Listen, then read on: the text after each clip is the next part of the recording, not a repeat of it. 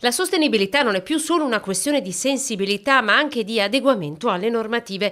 Nasce con questa spinta il progetto europeo Transparency, dalla necessità di fornire un modello standard per valutare con trasparenza e rigore metodologico fattori ambientali, sociali e di governance delle imprese. Le banche dovranno tra poco, stiamo lavorando anche per questo, valutare i propri clienti sotto l'aspetto del grado di sostenibilità oltre che al rating finanziario, e le aziende meno sostenibili avranno difficoltà di accesso al credito e a costi elevatissimi. Noi non ci possiamo permettere di lasciare indietro nessuno, dobbiamo accompagnare le nostre imprese per questo processo di transizione. In particolare quest'oggi abbiamo presentato i risultati del Veneto, oltre 600 piccole e medie imprese del Veneto, un risultato estremamente importante dal punto di vista di dimostrare la capacità che si possono avere questo tipo di dati, che quindi le aziende sono in grado di rappresentarsi. Strepitoso il risultato sulla raccolta differenziata: al 97,84% delle aziende la attua,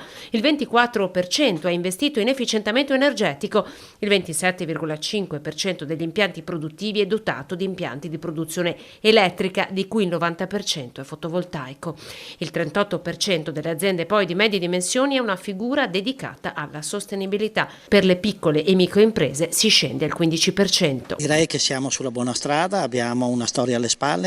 Infatti oggi abbiamo premiato delle aziende di tutte le province, si sta lavorando molto come sistema, come rete, come camere di commercio, come associazioni di categoria proprio e università, per promuovere sempre di più la sostenibilità. Sappiamo che la sostenibilità è anche un brand per un'azienda.